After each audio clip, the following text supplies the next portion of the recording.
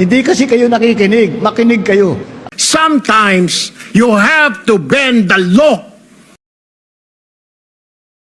So lahat ng nakikita ninyong naka-uniforme o naka-armado ay nandun, ay tiga doon. Nandun sila talaga. Doon sila nag-duty. Paano tayo napunta rito? Where the best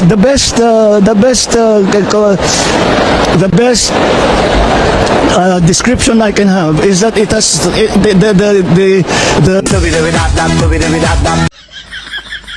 kailangan pagawa sa mga batas na mga batas. Kung walang session, hindi ko nga maintindihan dahil ang pagkaintindi ko. Ongoing rally in EDSA. What do you make out of their motivation behind the rally? Well, you know, anyone can hold a rally, and so they held a rally. Ako malakas ang loob ko kasi sa buong kasaysayan, which is of course the question of corruption, which became wholly associated with the Philippines for a long period of time. I think contemporary court judgments acknowledge the atrocities that were committed, but also the plunder of the country's resources. Why wouldn't you want all of that money back in the hands of the Filipino people? well, the narrative, May I just ask you why that's funny? where that Why that's funny? At hindi ko siguro yung mga bata rito hindi na maalala na nagkaroon dati. Naalala ko, sinama ako ng father ko rito 1976, yung napakalakas. Nagkalindol, pero ang talagang maraming namatay sa tsunami. It's not been easy for me. It has not been easy for me. Twitter is its own by themselves. Is a private company.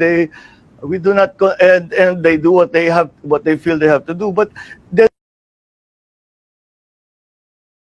I also thank, of course, the United.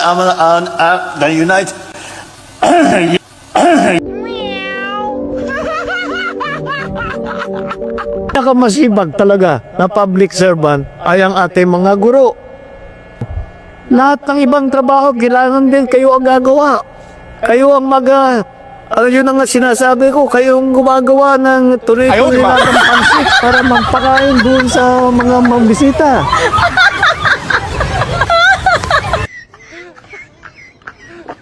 Sila ay tumutulong sa kanilang alaga at sa kakatulong sa kanilang alaga na abutan ng bomba at papunta sila sa bomb shelter. Nabuhay yung caregiver nasawi naman ang caregiver na Pilipina. So yun ang una nating naging casualty. Titiyakin natin ng DepEd na titiyakin natin na ang DepEd na pagka may ipinangakong tulay, paaralan, health center, mga kalsada ay matatapos sa Sana all may bakuna.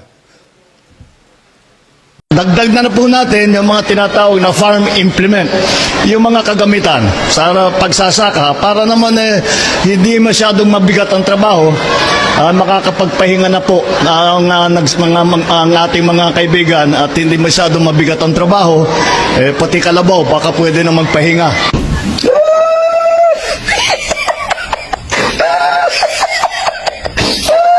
What? Linipat yung kalsada, palayo doon sa bangin.